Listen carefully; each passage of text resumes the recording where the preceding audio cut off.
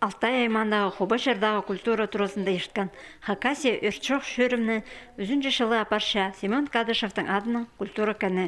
Аның өн пөгіні ойын пастыры шет көлінің өрттен қорғыз шоқ боларынша білізін сынықтарға, пазауларны арашылынжан оңдайларының таныстырарға.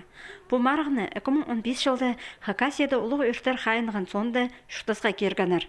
Бастап ол 2016 жылды Пи айманды ешткан. Пұқтыр тізің ағбын білтерінді. Бөлгі марғды араласқанар. Ызықтағы, Қызыл Жазыдағы, Паза Хубашардағы олғанар. Едемінде 6-8 кластағы украинчаларының 6 командасы посты сынан. Болғанындала онар кізі.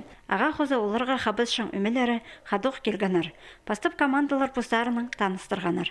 Неме діргі қытшатқанарын шарт бергенар. Олғанар шон алынды постарын уға өткін тұдынғанар. Марғыны екінші шартығында сағыз плазыз басталған. Уныкі сұруға ортан андыры бұзырға керек болған.